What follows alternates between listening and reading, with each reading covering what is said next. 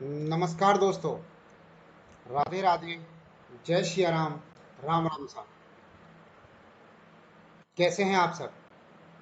दोस्तों, आप देख रहे हैं विनोद आर्यस एकेडमी का यूट्यूब चैनल एग्जाम पार अब की बार पर स्वागत करता हूं। स्वागत है आपका। मैं विनोद फौजदार आपका स्वागत करता हूं इस चैनल पर। दोस्तों, हम पढ़ रहे हैं पॉलिटिकल पॉलिटी पढ़ रहे हैं और पॉलिटी के अंतर्गत आज हमारा जो टॉपिक है वो है हाई कोर्ट, उच्च न्यायालय।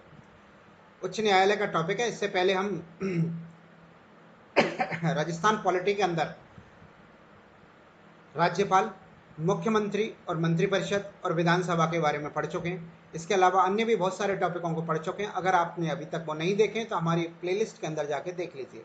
साथ ही आपसे अनुरोध है, जिन लोगों ने हमारे चैनल को अभी तक सब्सक्राइब नहीं किया है वो लोग भी हमारे चैनल को सब्सक्राइब कर लें। आइए, उच्च न्यायालय बिना देर किए हुए उच्च न्यायालय के टॉपिक को स्टार्ट करते हैं। अगर आपको अच्छा लगे तो आप हमारे वीडियोस को लाइक भी करें।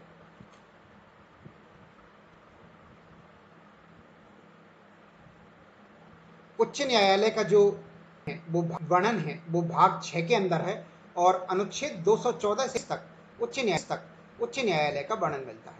जबकि 232 से लेकर जिला और अधीनस्थ न्यायालयों का वर्णन 232 से लेकर 237 तक होता है। यानी कि कुल मिला के उच्च न्यायालय का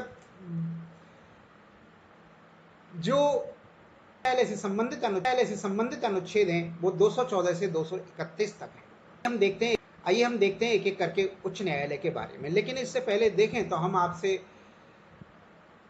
आपसे ये एक क्वेश्चन पूछता हूं कि आप बताइए कि भारत के राज्यों में कितने उच्च न्यायालय स्थित हैं? भारत के राज्यों में कितने उच्च न्यायालय स्थित हैं? तो इसका सही उत्तर है 23 न्यायालय। आप कहोगे कि 25 न्यायालय हैं। मेरा क्वेश्चन इस तरह का था कि भारत के राज्यों में न्यायालय पूछे थे मैंने, केंद्र नहीं, प्रदेशों में नहीं पूछे थे। कुल मिला के भारत के राज्यों में जो न्यायालय हैं, उच्च न्यायालय हैं, वो 23 हैं। 2 उच्च न्यायालय जो हैं केंद्र शासित प्रदेशों में हैं, एक दिल्ली में और एक श्रीनगर में। दिल्ली केंद्र शासित प्रदेश में एकमात्र केंद्र शासित प्रदेश दिल्ली उसके क्षेत्राधिकार में आता है, जबकि श्रीनगर उच्च न्यायालय के क्षेत्राधिकार में जम्मू कश्मीर और लद्दाख 2 केंद्र शासित प्रदेश उसके क्षेत्राधिकार में आते हैं। अतः श्रीनगर और दिल्ली दोनों केंद्र शासित प्रदेशों में होने के कारण राज्य से संबंधित क्वेश्चन पूछे, यानी कि गच्चा देने के लिए। हम सब लोग जानते हैं कि भारत के अंदर 25 उच्च न्यायालय, हम पटाख से, और पहला ऑप्शन ही 25 होगा, हम पटाख से 25 उत्तर देंगे।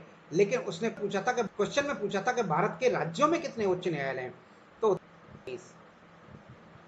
इस चीज को ध्यान रखें। इस तरह के क्वेश्चंस घुमा के पूछे जाते हैं। हम अपने टॉपिक स्टार्ट करते हैं। हम अपने टॉपिक को अनुच्छेद 214 संविधान के अनुच्छेद 214 कहता है कि प्रत्येक राज्य के अंदर एक उच्च न्यायालय होगा। अगर अनुच्छेद 14 तो ये कहता है कि प्रत्येक राज्य में एक न्यायालय होगा। 28 राज्य हैं और 28 राज्यों में मात्र 23 न्यायालय हैं, तो ये चीज तो गलत हो जाती है। फिर ये क्या, इसका संशोधन किया गया, संविधान के 7वां संशोधन किया गया था के अंदर 1956 में संविधान के 7वें संशोधन विधान किया गया कि संसद विधि द्वारा 2 या 2 से अधिक राज्यों के लिए साझा उच्च न्यायालय स्थापित कर सकेगी। कि संसद के पास ये अधिकार है, संसद कानून बनाकर 2 या 2 से अधिक राज्यों के लिए एक ही उच्च न्यायालय को स्थापित कर सकेगी। एक ही उच्च न्यायालय का क्षेत्राधिकार 2 या 2 से अधिक राज्यों में भी हो सकता है। जबकि अनुच्छेद 231 के अनुसार संसद साधारण विधि द्वारा ही 2 या 2 से अधिक राज्यों के लिए साझा उच्च न्यायालय सृजित या उत्साधित कर सकती है। उत्साधित का मतलब खत्म कर सकती है।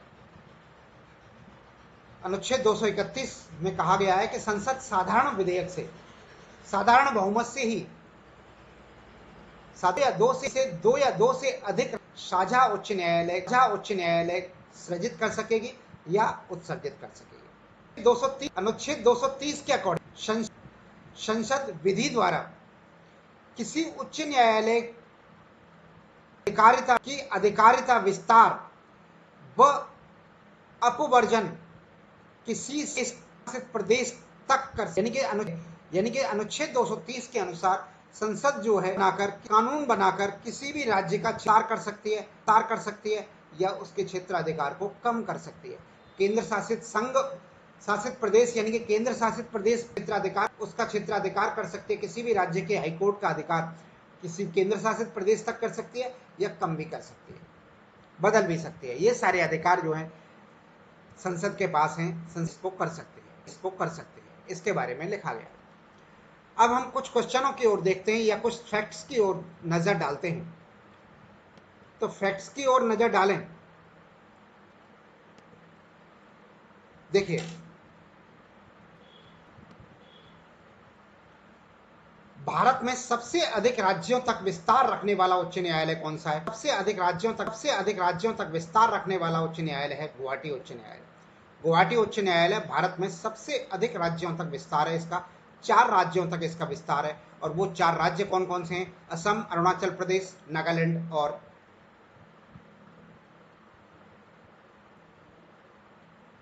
मिजोरम।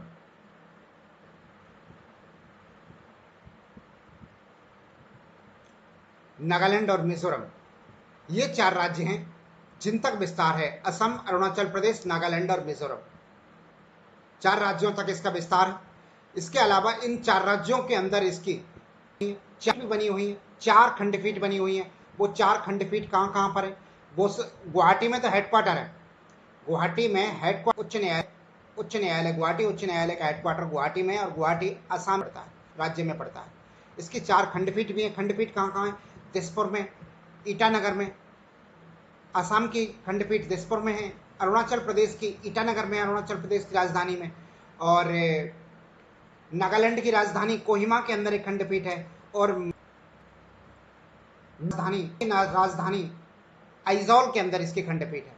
यानी कि इसकी 4 खंडपीठ है, दिसपुर, ईटानगर, कोहिमा और आइजॉल के अंदर। ध्यान रखें, यहाँ पे मणिपुर इम्फाल गलत लिखा हुआ है, मिजोरम जगह पे मिजोरम और आइजॉल आएगा।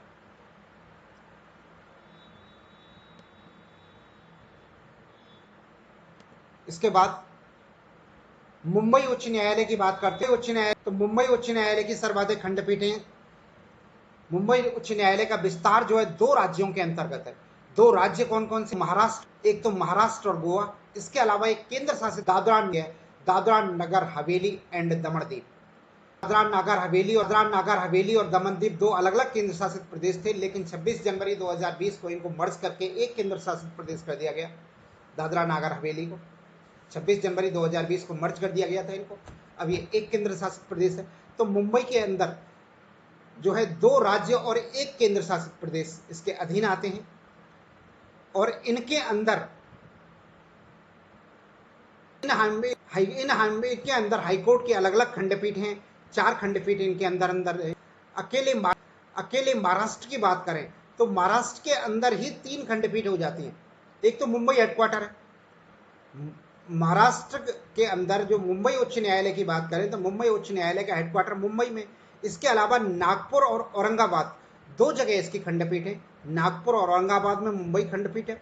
इसके अलावा गोवा के लिए गोवा राज्य की पणजी में खंडपीठ है उच्च न्यायालय की। मुंबई उच्च न्यायालय खंडपीठ पणजी के अंदर है, और दादरा नागर हवेली का भी संबंध इसी मुंबई उच्च न्यायालय से आता है।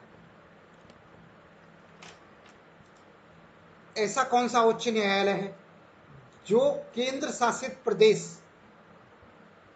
में है, 2 राज्यों तक उसका विस्तार है, परंतु कोई भी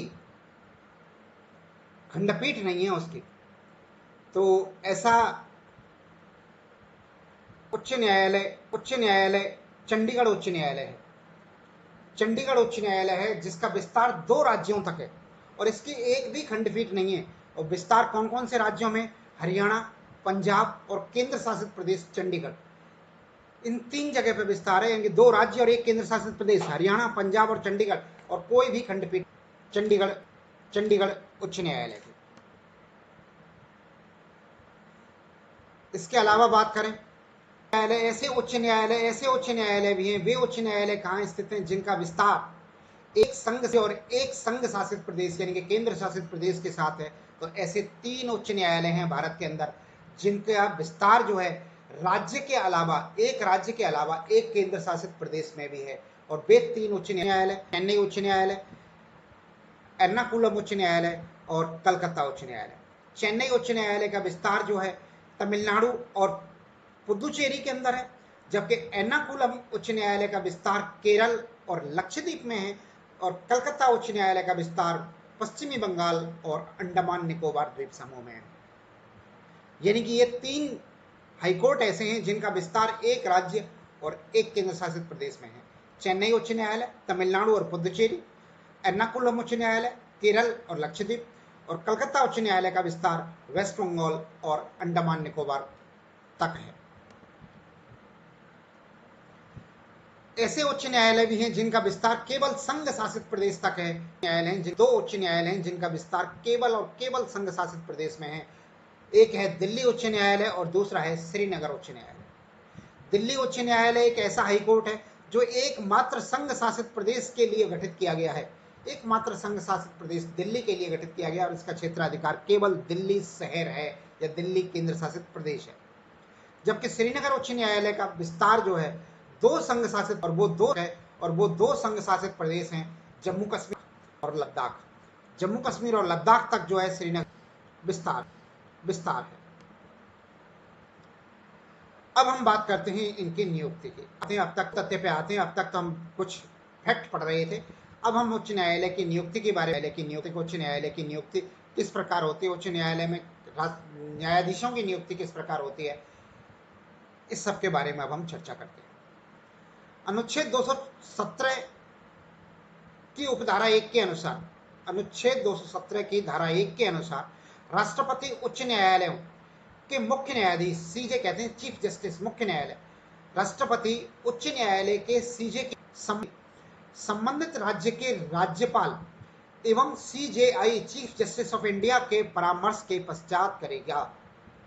यानी कि अगर किसी उच्च न्यायालय की नियुक्ति की जानी है तो राष्ट्रपति के द्वारा नियुक्ति की जाती है, लेकिन राष्ट्रपति इसके लिए राज्यपाल, संबंधित राज्य के राज्यपाल और भारत के मुख्य न्यायाधीश, CJI chief justice of India यानी कि सर्वोच्च न्यायालय के मुख्य न्यायाधीश से परामर्श करने के पश्चात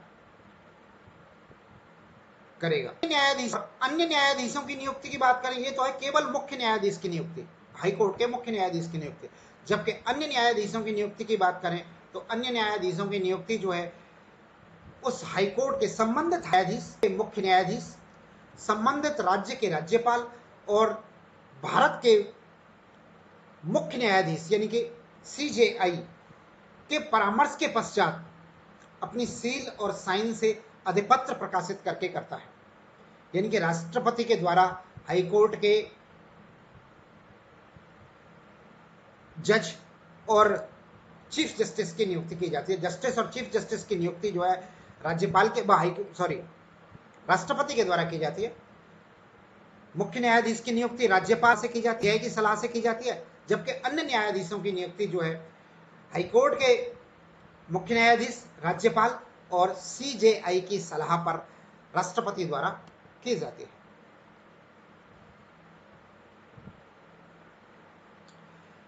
नियुक्ति के लिए, सीजे की नियुक्ति के लिए, मुख्य न्यायाधीश की नियुक्ति के लिए सुप्रीम कोर्ट का मुख्य न्यायाधीश और 4 अन्य वरिष्ठ न्यायाधीशों का कोलिजियम नियुक्त किया जाता है। यानी कि इसमें 5 सदस्यीय एक कोलिजियम होता है जिसमें हाईकोर्ट का मुख्य न्यायाधीश होता है, इसके अलावा 4 अन्य वरिष्ठ न्यायाधीश होते हैं।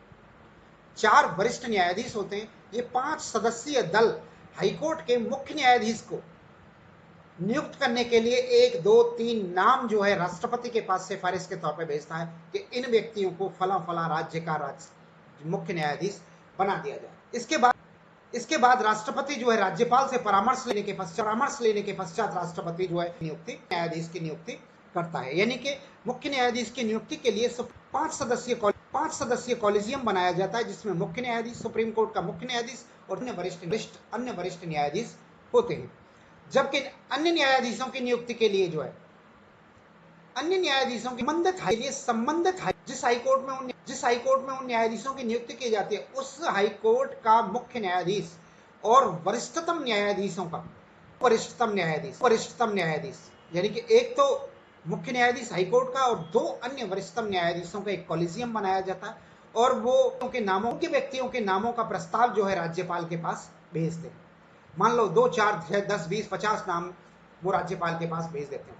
राज्यपाल फिर उनको नामों को पढ़ता है, उनमें से अगर चाहे तो राज्यपाल छटनी भी कर सकता है, 1, 2, 3 नाम हटा में से, उस लिस्ट में से, और फिर उस लिस्ट को पुनः परिवर्तित करके केंद्र सरकार के पास भेजता है और केंद्र सरकार के विधि मंत्रालय यानी कि कानून मंत्रालय के पास में, कानून मंत्री के पास में भेजता है उसकी सूची को। कानून मंत्री उस सूची को सुप्रीम कोर्ट के मुख्य न्यायाधीश के पास भेजता है और मुख्य न्यायाधीश और 4 अन्य न्यायाधीशों का फिर एक कॉलेजियम बनाया जाता है और वो कॉलेजियम उस लिस्ट के नामों पर विचार करते हैं और फाइनल लिस्ट जो है, फाइनल रिकमेंड के लिए राष्ट्रपति के लिए फाइनल सलाह देते हैं कि इनकी नियुक्ति की जाए। एक सूची पेश करते हैं कि इनकी नियुक्ति जो है न्यायाधीश बनाने के लिए कर दी जाए और राष्ट्रपति फिर न्यायाधीशों को बनाता है। अब न्यायाधीशों की योग्यता की बात करें कि न्यायाधीशों की योग्यता क्या हो सकती है, यानी कि हाईकोर्ट में न्यायाधीश या मुख्य क्या होने के लिए क्या योग्यता है। तो पहली योग्यता तो यही है कि भारत का नागरिक होना चाहिए और दूसरी योग्यता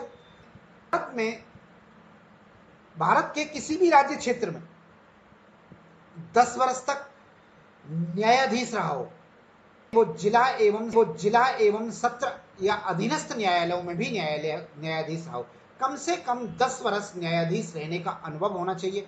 हाईकोर्ट में 10 वर्ष तक अधिवक्ता रहा हो, योग्यता होनी चाहिए। योग्यता में केवल 2 ही चीजों का वर्णन है, एक तो भारत का नागरिक होना चाहिए, दूसरा उसे मिनिमम 10 वर्ष के न्यायाधीश का अनुभव होना चाहिए अथवा हाईकोर्ट में 10 वर्ष तक प्रैक्टिस की होनी चाहिए, 10 वर्ष तक अनुभव होना चाहिए। सुप्रीम कोर्ट की योग्यता, सुप्रीम कोर्ट के न्यायाधीश बनाने के लिए एक वो योग्यता और होती है, वो योग्यता है कि राष्ट्रपति की नजर में विधिवेता होना चाहिए। सुप्रीम कोर्ट का न्यायाधीश बनाने से पूर्व राष्ट्रपति की नजर में वो व्यक्ति होना चाहिए, परंतु हाईकोर्ट के न्यायाधीश के लिए ऐसी कोई योग्यता का प्रावधान नहीं है कि राष्ट्रपति की नजर में विधिवेता है या नहीं है। ऐसी किसी योग्यता का प्रावधान संविधान के अंदर हाईकोर्ट में नहीं है और इसका वर्णन अनुच्छेद 217 की उपधारा 2 के अंतर्गत दिया हुआ है। यानी कि न्यायाधीश की योग्यता जो है अनुच्छेद 217 की उपधारा 2 से संबंधित है। शपथ पत्र की बात करते हैं तो शपथ की बात करें तो राज्यपाल को न्यायाधीश शपथ किस प्रकार लेता है, तो न्यायाधीश को राज्यपाल शपथ दिलाता है। राज्यपाल या उसके द्वारा नामित व्यक्ति हाईकोर्ट के न्यायाधीशों को शपथ दिलाने का कार्य करता है। राज्यपाल के द्वारा हाईकोर्ट के मुख्य न्यायाधीश को शपथ दिलाई जाती है, जबकि अन्य न्यायाधीशों को शपथ जो है मुख्य न्यायाधीश, हाईकोर्ट का मुख्य न्यायाधीश अन्य न्यायाधीशों को शपथ दिलाता है और मुख्य न्यायाधीश राज्यपाल की ओर से शपथ दिलाता है। यानी कि सभी न्यायाधीशों को राज्यपाल ही शपथ दिलाता है, ये प्रोविजन है। राज्यपाल या राज्यपाल की ओर से नामित व्यक्ति, तो परंपरा मुख्य न्यायाधीश को शपथ तो राज्यपाल दिलाता है, लेकिन अन्य न्यायाधीशों को जो शपथ दिलाता है वो हाईकोर्ट का मुख्य न्यायाधीश दिलाता है राज्यपाल की ओर से। राज्यपाल की ओर से नामित व्यक्ति होता है वो, और राज्यपाल की ओर से जो है अन्य न्यायाधीशों को वो शपथ दिलाता है। इसका उल्लेख जो है अनुसूची 3 के अंदर भी है। अनुसूची 3 में भी जो है इस चीज का उल्लेख दिया हुआ है, इसकी शपथों का उल्लेख दिया। सुप्रीम कोर्ट में न्यायाधीश एवं हाईकोर्ट के न्यायाधीशों की शपथ का वर्णन जो है, शपथ का प्रारूप जो है अनुसूची 3 के अंतर्गत दिया हुआ है। वेतन और भत्तों की बात करें कि वेतन और भत्ते क्या हैं इनके, तो वेतन और भत्तों की बात करें तो उच्च न्यायालय के वेतन और भत्तों, सुविधाओं, अवकाश, पेंशन का निर्धारण जो है संसद विधि द्वारा करती है। संसद कानून बना के जो है उच्च न्यायालय के न्यायाधीशों के वेतन, भत्ते, सुविधाओं, अवकाश और पेंशन के बारे में निर्धारण करती है। यानी कि ये संसद का अधिकार है, संसद जो है इसके वेतन भत्तों का निर्धारण करती है। लेकिन नियुक्ति के बाद संसद कटौती नहीं कर सकती है, वेतन में कोई कटौती नहीं कर सकती है, इनके में सिर्फ वृद्धि कर सकती है, केवल वित्तीय आपातकाल को छोड़कर। केवल वित्तीय आपातकाल अगर देश में लग जाए, हमारे देश में अभी तक हमारे देश में कभी भी वित्तीय आपातकाल किसी भी नहीं लगा है।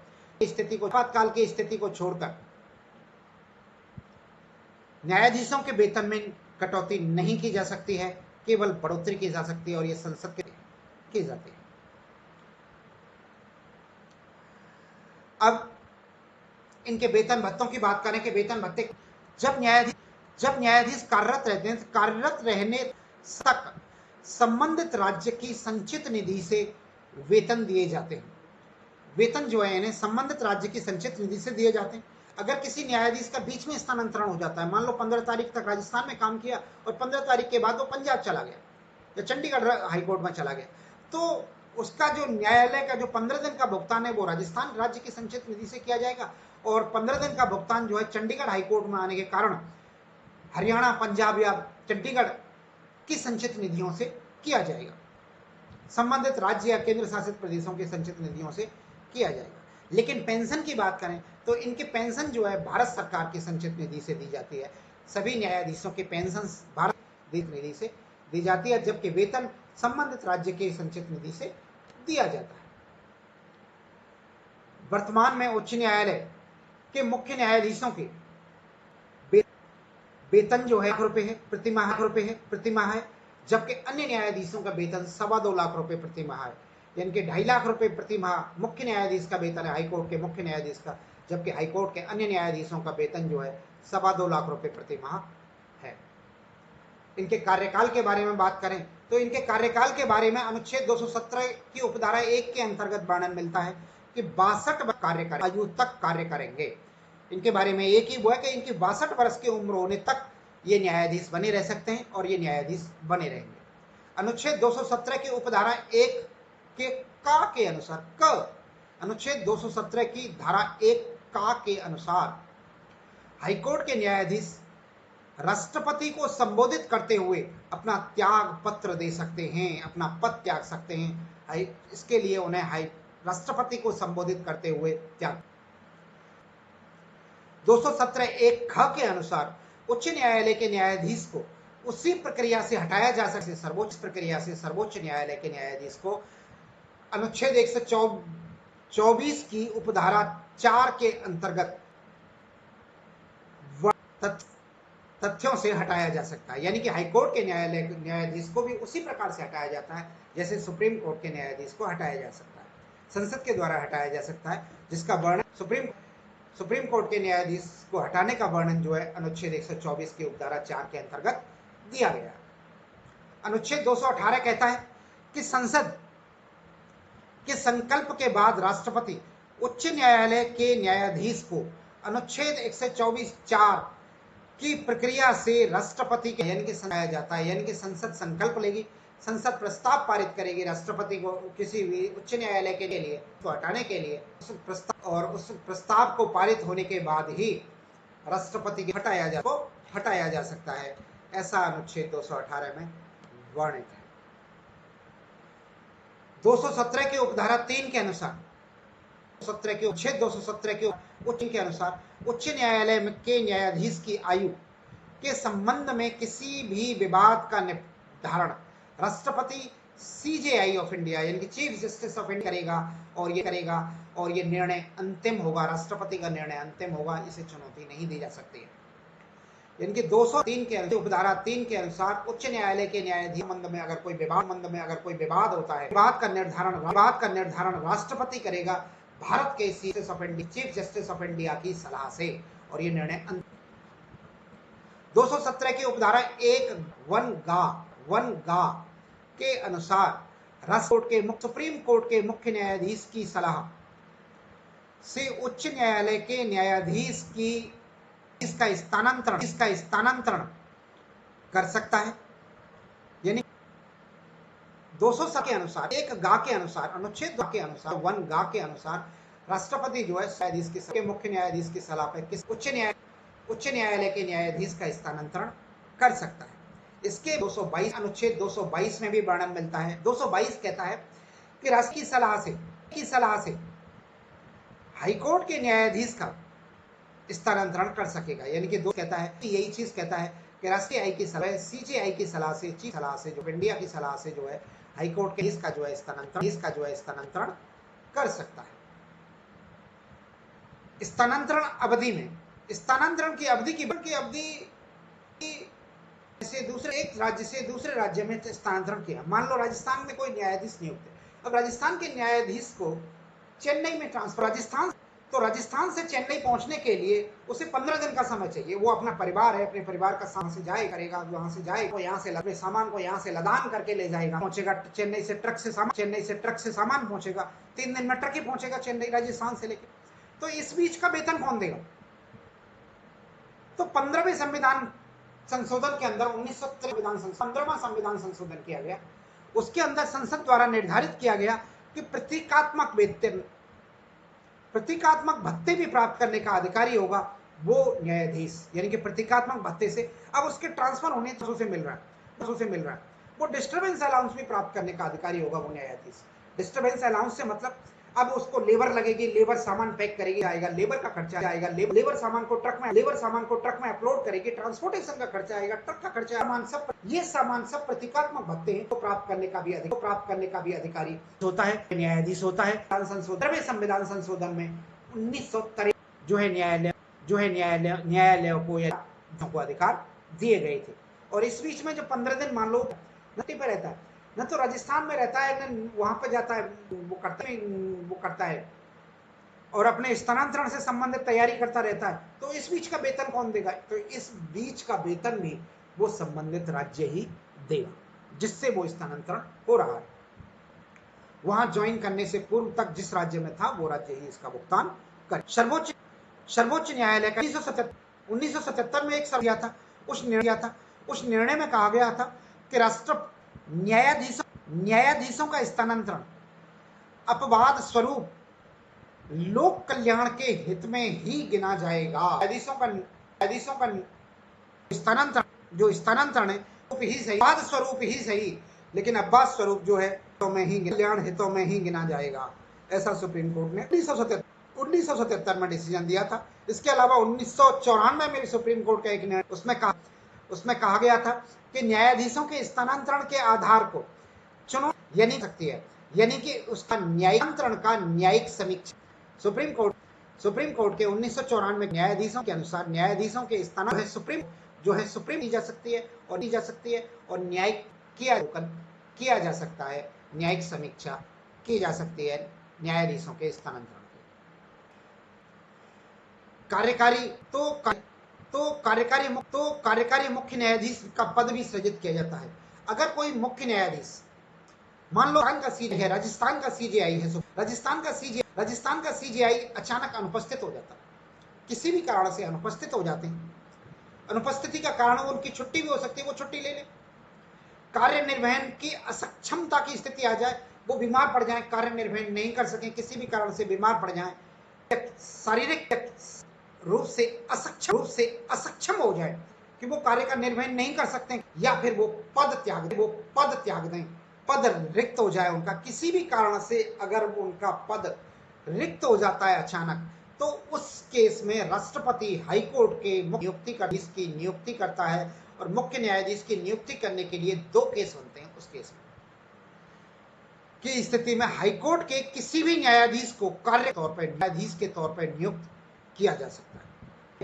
यानी कि हाईकोर्ट के किसी भी न्यायाधीश को वो जो कार्यकारी न्यायाधीश के तौर पर नियुक्त किया जा सकता है, या किसी अन्य न्यायाधीश अन्य हाईकोर्ट के न्यायाधीश को भी ये पद दिया जा सकता है। केसेस में हाईकोर्ट न्यायाधीश, वरिष्ठतम न्यायाधीश को जो है कार्यकारी मुख्य न्यायाधीश के पद पर नियुक्ति कर दी जाती है हाईकोर्ट के द्वारा, और इस कार्यकारी मुख्य न्यायाधीश को भी शपथ राज्यपाल दिलाएगा। मुख्य न्यायाधीश के पद के द्वारा राज्यपाल के द्वारा दिलाई जाएगी। जो मुख्य कार्यकारी अधिकारी, अगर मुख्य कार्यकारी मुख्य न्यायाधीश का पद संभालता है, उस दौरान उसे वेतन केवल न्यायाधीश का मिलेगा, मुख्य न्यायाधीश का नहीं मिलेगा। सुविधाएं और गाड़ी, ये सब मुख्य न्यायाधीश की सुविधाओं का उपयोग।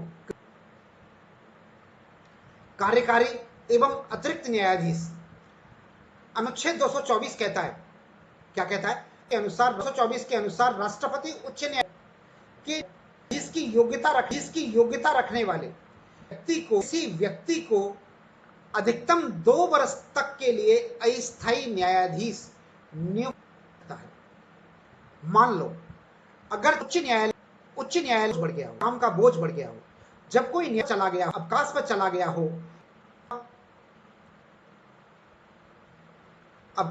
गया हो, या कोई न्यायाधीश कार्यकारी न्यायाधीश बन गया हो, और तो पूर्व न्यायाधीश के पुनः कार्य ग्रहण करने तक कोई अस्थायी न्यायाधीश का नियुक्त राष्ट्रपति के द्वारा जो है उच्च न्यायालय के अंदर किया जा सकता है, जिसकी अधिकतम अवधि 2 वर्ष या उस न्यायाधीश के वापस लौटने तक होगी।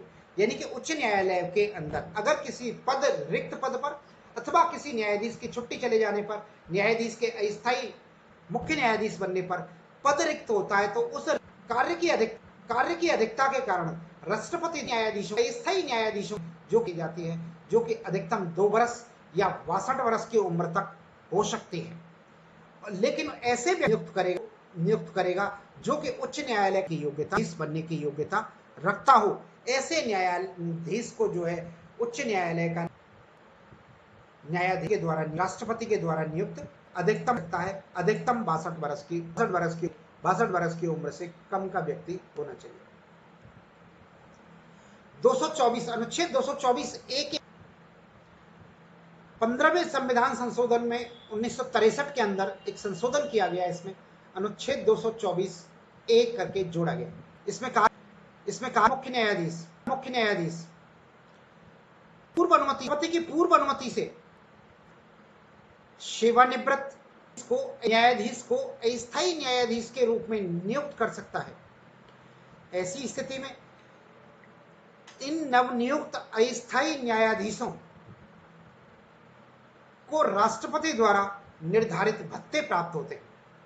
यानी कि हाई कोर्ट का मुख्य न्यायाधीश अनुच्छेद 224 ए में ऐसा जोड़ दिया गया 15वें संविधान संशोधन 1963 के दौरान।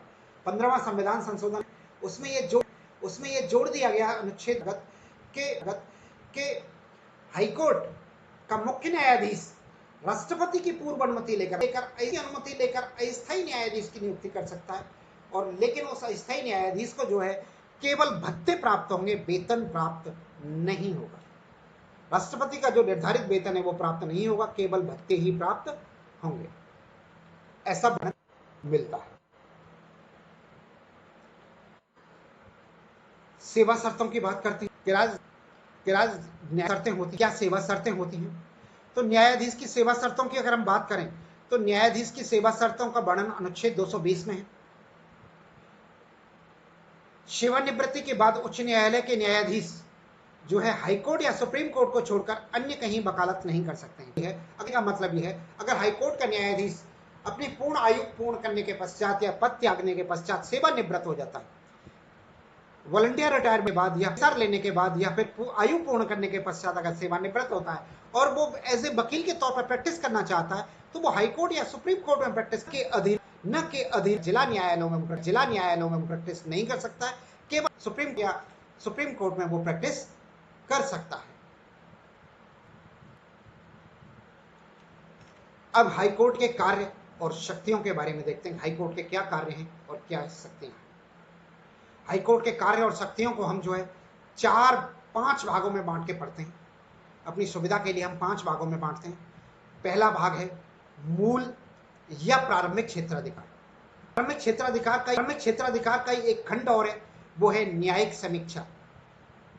उच्च न्यायालय न्यायिक समीक्षा करता है। न्यायिक समीक्षा या मूल या प्रारंभिक क्षेत्र पहला भाग। दूसरा न्यायिक क्षेत्राधिकार, तीसरा अपीलीय क्षेत्राधिकार, चौथा अभिलेखीय क्षेत्राधिकार और पांचवा है नियंत्रण पर्यवेक्षण का क्षेत्र। ये 5 कार्य और शक्तियों के अंतर्गत हम 5 क्षेत्रों की बात करेंगे। उच्च न्यायालय 5 क्षेत्रों में शक्तियां हैं उच्च न्यायालय को। पहला क्षेत्र मूल या प्रारंभिक क्षेत्राधिकार, दूसरा न्यायाधीश का क्षेत्राधिकार, अपीलीय क्षेत्राधिकार, अभिलेखीय क्षेत्राधिकार और पांचवा नियंत्रण और पर्यवेक्षण का क्षेत्राधिकार। आइए एक एक करके सबके बारे में हम डिस्कस करते हैं। तो पहला क्षेत्र है हमारा मूल या प्रारंभिक क्षेत्राधिकार। तो मूल या प्रारंभिक क्षेत्राधिकार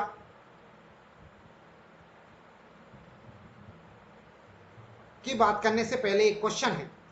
ये क्वेश्चन देखो, क्वेश्चन है कि संविधान की व्याख्या, संविधान की में क्या संदर्भ में क्या सत्य है। तो संविधान की व्याख्या कौन कर सकता है, संविधान की व्याख्या के संदर्भ में क्या क्या बातें हैं, हम पहले देखिए। पहला कथन है इसमें, संविधान का रक्षक केवल सुप्रीम कोर्ट है, सुप्रीम कोर्ट ही संविधान की व्याख्या कर सकता है। ये कथन गलत है। संविधान का रक्षक सुप्रीम कोर्ट नहीं है, केवल सुप्रीम कोर्ट नहीं है। संविधान का रक्षक संविधान के अनुसार न्यायालय है। अब वो न्यायालय सुप्रीम कोर्ट भी हो सकता है, हाई कोर्ट भी हो सकता है, सत्र न्यायालय और अधीनस्थ न्यायालय भी हो सकते हैं। ये सभी न्यायालय जो है संविधान के रक्षक हैं। यानी कि संविधान के अनुसार संविधान का रक्षक सुप्रीम कोर्ट नहीं बल्कि न्यायालय है। साथ ही सुप्रीम कोर्ट ही संविधान की व्याख्या कर सकता है, नहीं जी, सुप्रीम कोर्ट संविधान की व्याख्या करने का अकेला अधिकारी नहीं है। सुप्रीम कोर्ट संविधान की व्याख्या कर सकता है, बिल्कुल सही है, लेकिन इसके अलावा हाई कोर्ट भी संविधान की व्याख्या कर सकता है। इसलिए पहला तथ्य गलत हो। दूसरे तथ्य की बात करते हैं तो उच्च न्यायालय यानी कि हाई कोर्ट संविधान की व्याख्या कर सकता है, बिल्कुल कर सकता है। तीसरा तथ्य, उच्च न्यायालय संविधान की व्याख्या प्रारंभिक और मूल क्षेत्राधिकार में करता है, बिल्कुल सही है। प्रारंभिक और मूल क्षेत्राधिकार में ही उच्च न्यायालय संविधान की व्याख्या कर सकता है, जबकि अपीलीय और सलाहकारी क्षेत्र में, अपीलीय और सलाहकारी क्षेत्र में व्याख्या करने का अधिकार सुप्रीम कोर्ट का है। यानी कि सुप्रीम कोर्ट अपीलीय और सलाहकारी क्षेत्र में करेगा की व्याख्या करेगा, जबकि उच्च न्यायालय जो है मूल और प्रारंभिक क्षेत्र में जो है इसकी व्याख्या करेगा। अतः ऑप्शन दूसरा और तीसरा इसमें दोनों ही सही है। अब हम बात करते हैं मूल या प्रारंभिक क्षेत्राधिकार की, जो कि सीधे हाईकोर्ट में चुनौती देकर सुने जा सकते हैं। ये क्षेत्राधिकार वो हैं जो कि सीधे हाईकोर्ट के अंदर चुनौती देकर, जैसे संबंधित राज्य के सरकारी निकाय, संगठन, प्राधिकरण के कार्यों के विरुद्ध वाद, कोई भी वाद जो है संबंधित राज्य के किसी भी संगठन, सरकारी निकाय या उसके विरुद्ध अगर कोई मामला हो तो वो सीधा हाईकोर्ट के अंदर सुना जा सकता है। इसके अलावा विधानमंडल के एमएलए या एमएलसी, संसद, एमपी, राज्यसभा का हो या लोकसभा का, के चुनावों के संबंध में अगर कोई विवाद आता है तो वो हाईकोर्ट के अंदर चुना जा सकता है। कानूनों के संबंध में सीधा हाईकोर्ट के अंदर सुना जा सकता है। विवाह, तलाक, वसीयत का विवाद या फिर न्यायालय की अवमानना का विवाद भी सीधे हाईकोर्ट के अंदर सुना जा सकता है। या प्रारंभिक क्षेत्राधिकार के अंतर्गत आते हैं। प्रारंभिक क्षेत्राधिकार क्या है और कौन कौन से अधिकार इसके अंतर्गत आते हैं?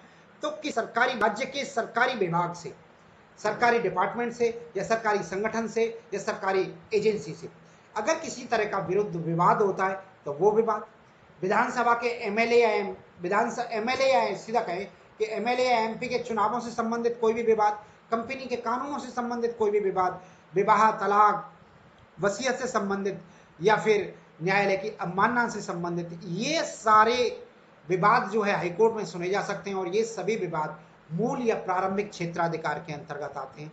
मूल या प्रारंभिक क्षेत्राधिकार, और इन क्षेत्रों में जो है हाईकोर्ट को सुनने और व्याख्या, संविधान की व्याख्या करने का अधिकार प्राप्त है।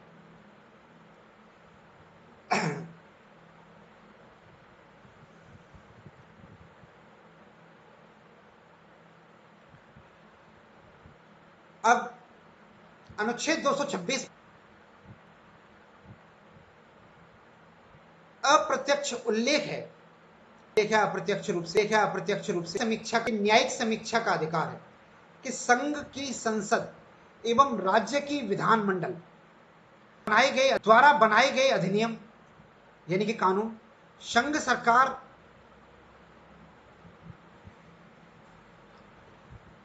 एवं राज्य सरकार के अध्यादेशों, अधिसूचनाओं, नियमों,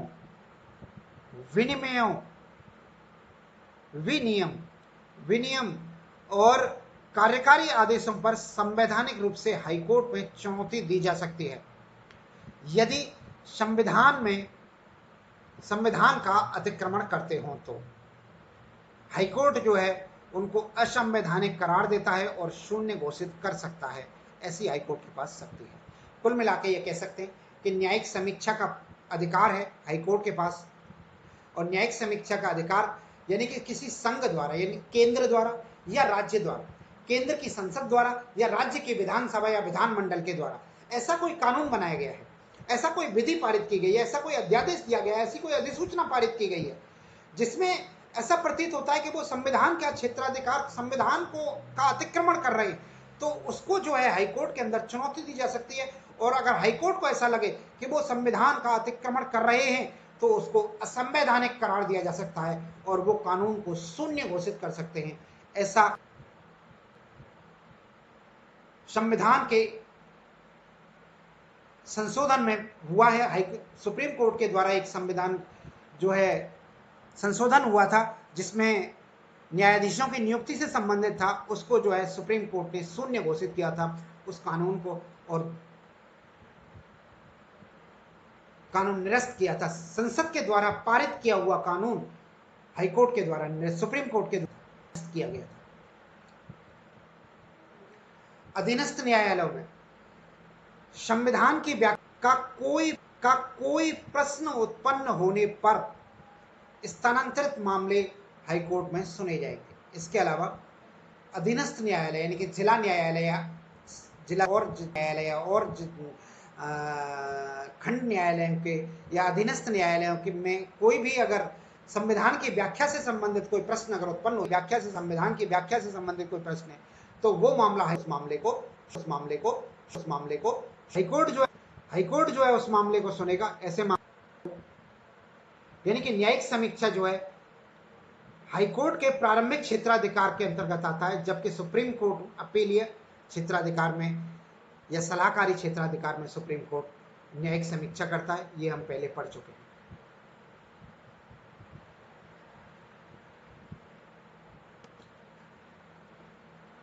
यानी कि हम ये कह सकते हैं कि न्यायाधीश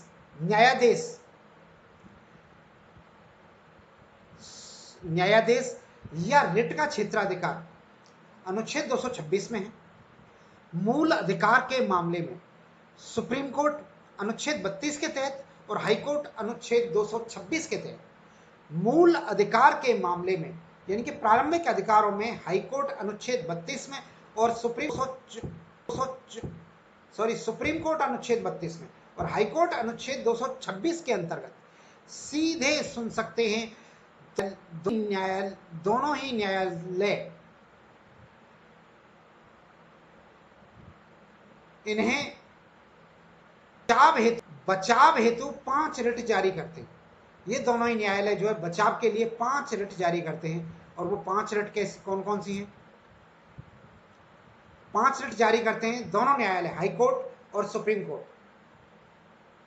बंदी प्रत्यक्षीकरण पहली, दूसरी परमादेश, प्रतिषेध, उत्प्रेषण और 5वीं अधिकार प्रच्छा। ये 5 रिट जारी करने का अधिकार सुप्रीम कोर्ट के पास होता है। सुप्रीम कोर्ट और हाई कोर्ट 5 जारी कर सकते हैं। पहली रिट बंदी प्रत्यक्षीकरण, दूसरी परमादेश, तीसरी प्रतिषेध, चौथी उत्प्रेषण और 5वीं अधिकार प्रच्छा। इनके नाम याद रखने हैं, एक बार दोबारा से देख लें, इनको नाम को ध्यान से सुनो।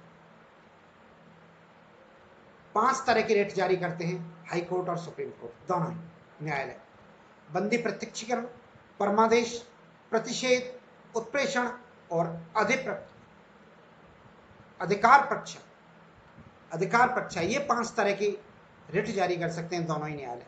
जहां सुप्रीम कोर्ट को केवल मूल अधिकारों हेतु 5 रिट जारी कर सकता है, वहीं उच्च न्यायालय इस मामले में जो है सुप्रीम है, शक्तिशाली है और ये 6 रिट जारी करने का अधिकार रखता है। किसी भी प्राधिकरण के विरुद्ध भी ये 6वीं रिट जारी कर सकता है। किसी भी प्राधिकरण के विरुद्ध, या कहें कि उच्च न्यायालय अन्य मामलों में किसी व्यक्ति, निकाय या प्राधिकरण के विरुद्ध भी रिट जारी करने का अधिकार न्यायालय को, केवल उच्च न्यायालय को है, जो कि कोर्ट को नहीं है। 5 तरह के रिट तो दोनों ही न्यायालय जारी कर सकते हैं, हाई कोर्ट भी और सुप्रीम कोर्ट। लेकिन सुप्रीम कोर्ट, हाई कोर्ट के पास में एक अतिरिक्त शक्ति और है, एक अतिरिक्त रिट जारी और कर सकता है यहाँ पर, और वो रिट है उच्च न्यायालय अन्य यानी कि इन पांच के अलावा अन्य मामलों में किसी व्यक्ति, निकाय या प्राधिकरण के विरुद्ध भी रिट जारी कर सकता है। 5+1 रिट जारी करता है हाई कोर्ट।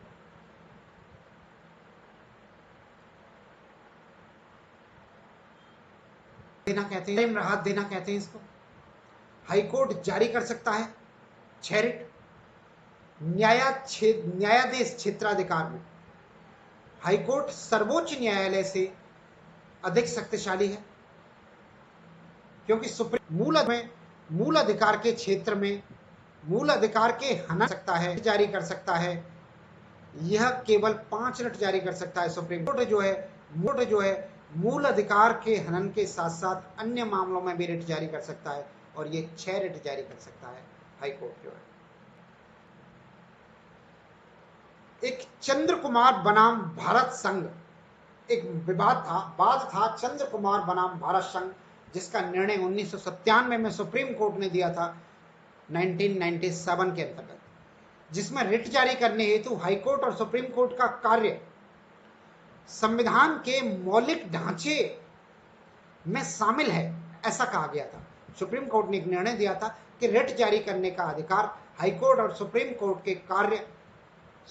का कार्य समझे में शामिल, मौलिक ढांचे में शामिल है। मौलिक अधिकार में हाई कोर्ट के निर्णय को सर्वोच्च न्यायालय अपीलीय स्थिति में के मामलों में बदलता नहीं है।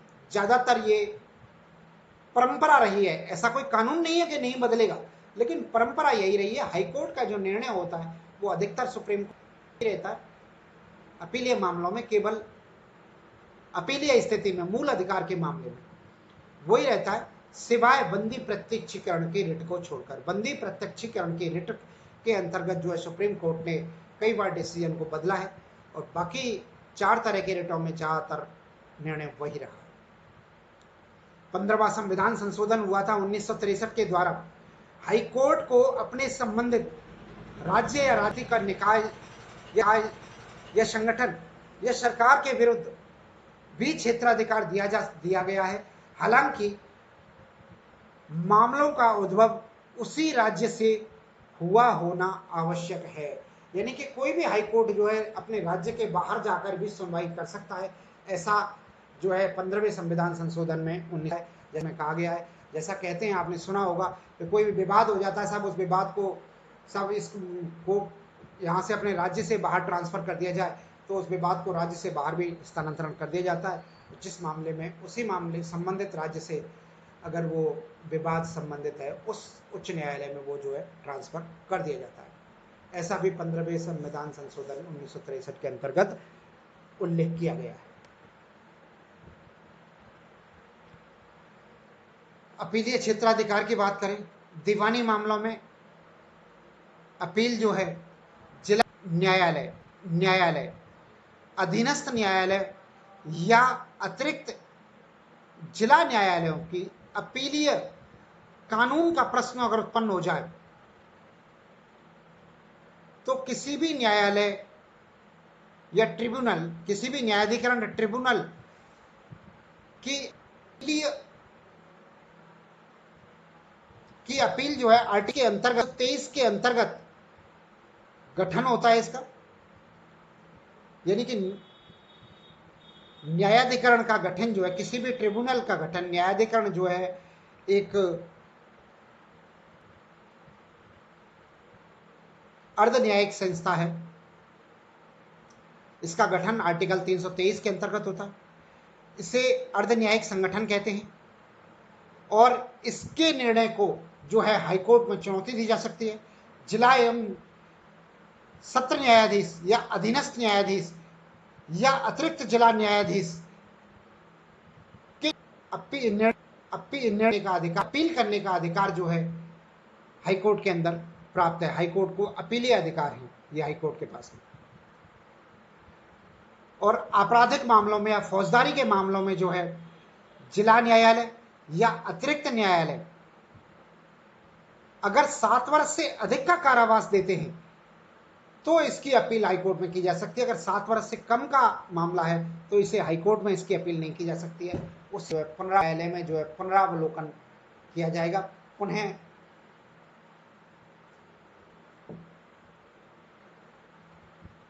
जो है एक बार दोबारा जांच करने के लिए उसी की जा सकती है, उसी जिला न्यायालय में की जा सकती है।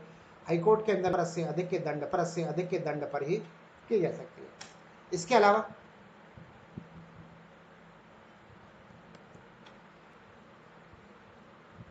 जब जिला सत्र न्यायालय ने किसी व्यक्ति को मृत्युदंड दे दिया हो या आजीवन कारावास का दंड दिया हो तो ये मामला स्वतः ही हाईकोर्ट में पहुंच जाता है और हाईकोर्ट इस दंड की पुष्टि करनी होती है, हाईकोर्ट को इस दंड की पुष्टि करनी होती है, तभी दंड लागू किया जाता है।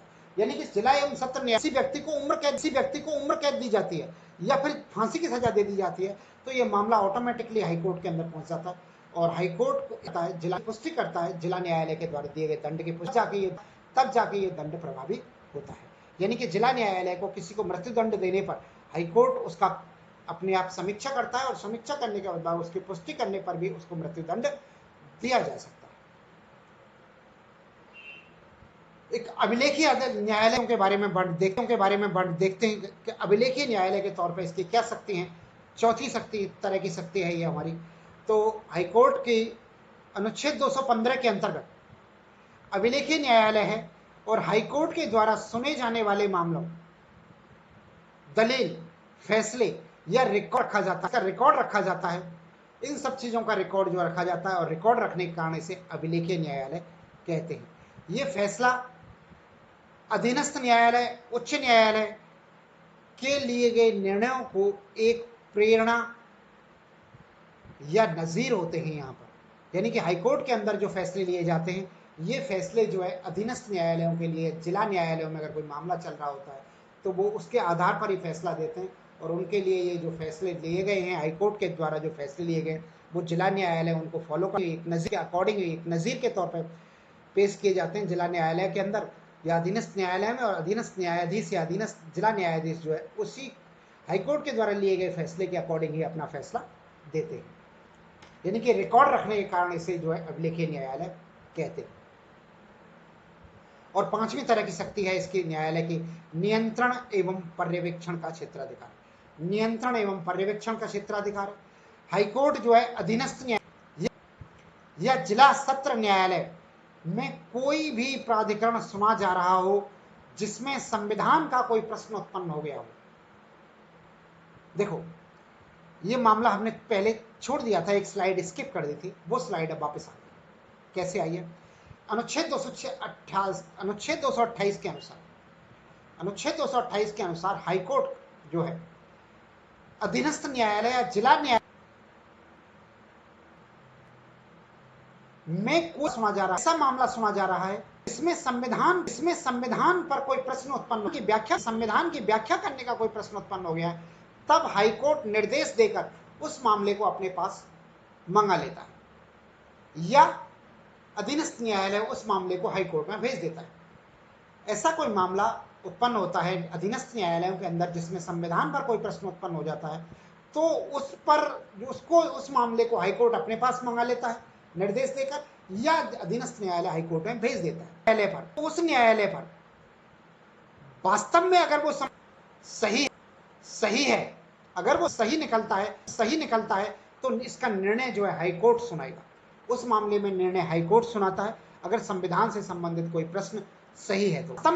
वास्तव में अगर वो संविधान की व्याख्या से संबंधित प्रश्न, वो प्रश्न जो है संविधान की व्याख्या से संबंधित, तो हाईकोर्ट उसका निर्णय लेता है। डिसीजन तो हाईकोर्ट देता है लेकिन उस डिसीजन को सुनाता जिला न्यायालय है। उस डिसीजन को जो है जिला न्यायाधीश जो है उसको सुनाता है, उस डिसीजन को सुनाता है। ऐसा डिसीजन जिसमें का प्रश्न संविधान की व्याख्या से परे होता है, ऐसा समझा जाता है। जिला न्यायालय के द्वारा ऐसा लगता है कि ये प्रश्न संविधान की व्याख्या का है, लेकिन भेज देते हैं, लेकिन वो संविधान की निकलता है, प्रश्न नहीं निकलता है, तो कोर्ट उस बात पर डिसीजन ले लेता है और उस डिसीजन का जो है रिजल्ट जिला न्यायालय अगर वो होता है और अगर वो प्रश्न संविधान की व्याख्या से संबंधित ही होता है तो फिर हाईकोर्ट ही होता है। सुनाता है। 227 अनुच्छेद 227 के उच्च न्यायालय एवं जिला अधीनस्थ एवं जिला न्यायालयों का नियंत्रण और पर्यवेक्षण कर सकेगा और उनकी फीस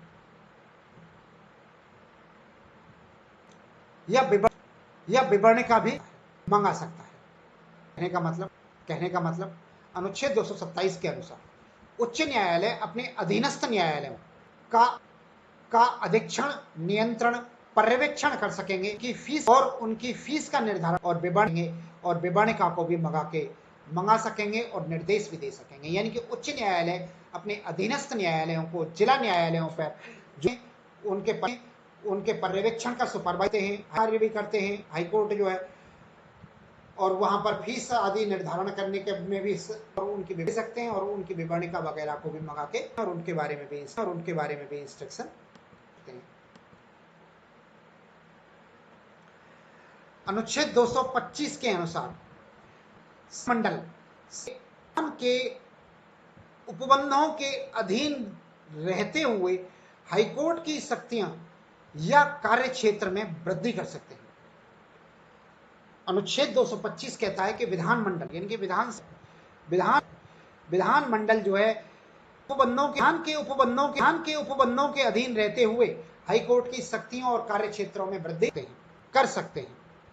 जबकि अनुच्छेद 229 के अनुसार कार्य उच्च न्यायालय में कार्यरत कार्मिकों की नियुक्ति जो है मुख्य न्यायाधीश उच्च न्यायालय का मुख्य न्यायाधीश सीजे सुप्रीम चीफ जस्टिस और नवीन अधिकारी जो है पीसीएस, राजस्थान के मामले में आरपीएससी, पीसीएस कहें सर्विस कमीशन, पीएससी कहो या पीसीएस कहो, के मामले से परामर्श करने के पश्चात जो है मुख्य न्यायाधीश राज्यपाल को और राज्यपाल उनकी नियुक्ति करेगा। अधिकारियों की नियुक्ति की जाएगी जबकि अन्य कार्मिकों की नियुक्ति, ऐसे कार्मिक जो अधीनस्थ सेवा के अंतर्गत आते हैं, उच्च न्यायालय स्वयं नियुक्ति, जबकि अधीनस्थ अधिकारियों की नियुक्ति करनी है, किसी गजिस्ट्रेट अधिकारी की नियुक्ति करनी तो जो मुख्य न्यायाधीश है वो पीएससी का परामर्श लेता है, यानी कि आरपीएससी और मुख्य न्यायाधीश के दोनों की सलाह पर राज्यपाल उन न्यायाधीशों की नियुक्ति, अधिकारियों की नियुक्ति करता है।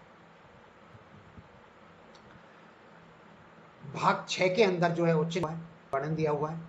संविधान 214 से लेकर 37 तक इसका वर्णन है। राज्य के उच्च न्यायालय का वर्णन केवल 214 से लेकर 231 तक है, जबकि जिला और अधीनस्थ न्यायालयों का वर्णन 232 से लेकर 237 तक है। यानी कि उच्च न्यायालय का वर्णन 214 से 231 तक है और अधीनस्थ न्यायालयों का 232 से 237 तक है। यह बात भी हम शुरुआत में इस वीडियो के फर्स्ट ऑफ ऑल हम डिस्कस कर चुके। अधीनस्थ न्याय देख लेते हैं तथ्य क्या क्या न्यायालयों के बारे में। तो इसके अनुसार राज्यपाल को अधीनस्थ न्यायालय का राज्यपाल को हाईकोर्ट के मुख्य जिला न्यायाधीश एवं सत्र अधीनस्थ न्यायाधीशों में न्यायाधीश की नियुक्ति करेगा तथा राज्यपाल परामर्श के अनुसार नियुक्ति करेगा। परामर्श किसका लेगा? राज्य न्यायिक सेवा अथवा राज्य न्यायिक आयोग में राज्यपाल पीएससी या पीसीएस और हाईकोर्ट के सीजे की सलाह के बाद नियुक्ति करेगा। यानी कि हाईकोर्ट जो राज्यपाल न्यायिक सेवा में, अधीनस्थ न्यायालयों में, जिला या फिर न्यायिक सेवा आयोग के अंतर्गत न्यायाधीशों की जो नियुक्ति वो आरपीएससी के द्वारा सेलेक्ट किए हुए कैंडिडेटों की सूची मुख्य न्यायाधीश के पास जाती है। मुख्य न्यायाधीश उस सूची को राज्यपाल के पास में सलाह देकर राज्यपाल के यानी कि आरपीएससी और मुख्य न्यायाधीश की सलाह के पश्चात राज्यपाल के पास वो सूची जाती है और राज्यपाल उनकी सलाह के अकॉर्डिंग नियुक्ति करता है। अनुच्छेद हाईकोर्ट द्वारा सीजे द्वारा जिला अधीनस्थ न्यायालयों एवं राज्य सेवा का नियंत्रण किया जाता है तथा सेवा में पदोन्नति तथा अन्य सेवा विस्तार उच्च न्यायालय में नियंत्रण में होता है। यानी कि अधीनस्थ न्यायालय के न्याय और न्यायिक सेवा से जुड़े हुए नियंत्रण का जो नियंत्रण करता है वो उच्च न्यायालय करता है और ये अनुच्छेद 235 के अकॉर्डिंग करता है। अब हम राजस्थान उच्च न्यायालय की बात करते हैं। तो राजस्थान उच्च न्यायालय बात करें कि पहली बात करें कि न्यायाधीशों की, तो न्यायाधीश उच्च न्यायालय राजस्थान उच्च न्यायालय के अंतर्गत 50 न्यायाधीश हैं टोटल 50 वर्तमान में सृजित है जिसमें एक मुख्य न्यायाधीश है, अन्य 49 अन्य न्यायाधीश है, 1+49 यानी कि टोटल 50 न्यायाधीश राजस्थान उच्च न्यायालय में वर्तमान में पद स्वीकृत है। हो सकता है वर्तमान में इतने न्यायाधीश कार्यरत नहीं हो, पद रिक्त हो, 10 20 25 पद रिक्त हो सकते हैं, लेकिन पद स्वीकृत पद की बात करें तो 49 न्यायाधीशों के और एक मुख्य न्यायाधीश, कुल मिला के 50 स्वीकृत है। सबसे पहले अलग अलग रियासतों में अलग अलग जो है न्यायालय स्थापित थे, जिन्हें मार्च 49 में इस हेतु एक समिति बनाई गई थी और इस समिति के द्वारा 29 अगस्त 1949 को जो है जोधपुर के राष्ट्र प्रमुख भवानी सिंह के द्वारा जो है राजस्थान उच्च न्यायालय का उद्घाटन किया गया। उच्च न्यायालय का उद्घाटन जयपुर के अंदर किया गया था और जिसे बाद में जोधपुर के अंदर 1900 किया गया था। 1958 में जोधपुर के अंदर स्थानांतरित किया, लेकिन पहले इसका उद्घाटन जो है जयपुर के अंदर।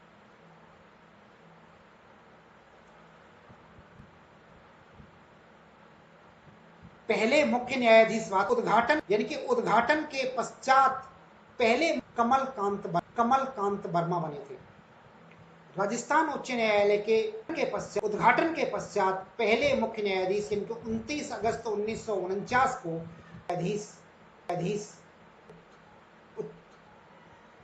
पहले उच्च न्यायाधीश कमलकांत वर्मा थे। सर्वाधिक कार्यकाल तक के हाईकोर्ट में मुख्य न्यायाधीश के पद पर रहने वाले श्रीमान कैलाश जी थे।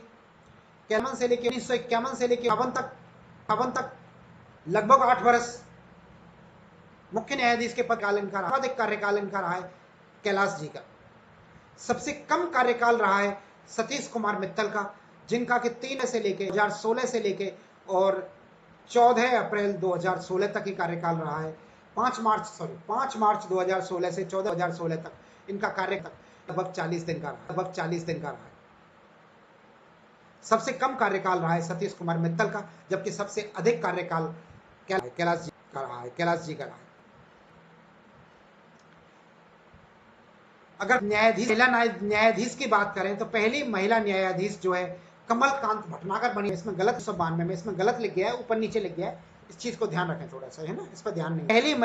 पहली महिला मुख्य न्यायाधीश जो बनी थी वो कमलकांत भटनागर बनी थी 1992 में, जबकि वर्तमान के अंदर 2 महिला कार्यरत हैं और एक है प्रभा राव। मुख्य न्यायाधीश 2 मुख्य न्यायाधीश हैं और अब तक जो न्यायाधीश अभी तक राजस्थान में किसी कोई मुख्य न्यायाधीश वर्तमान तक 37वें मुख्य न्यायाधीश इस समय काम कर रहे हैं। वर्तमान में जो न्यायाधीश काम कर रहे हैं वो 37वें मुख्य न्यायाधीश काम कर रहे हैं। 37 न्यायाधीश मुख्य न्यायाधीश अब तक राजस्थान में बदल चुके हैं। एक भी महिला अभी तक मुख्य न्यायाधीश नहीं रही है। कुल मिला के 10 महिला न्यायाधीश में अब तक कार्यरत रही हैं, जिनमें से 2 वर्तमान में कार्यरत हैं, शबीना और, जबकि राजस्थान के न्यायाधीश राजस्थान के अंदर कांता भटनागर रही है 1992 के अंदर। वर्तमान न्यायाधीश की बात करें तो वर्तमान में न्यायाधीश जो हैं वो हैं इंद्रजीत महांती और 37वें न्यायाधीश हैं। राजस्थान हाईकोर्ट के 37वें मुख्य न्यायाधीश हैं इंद्रजीत महांती।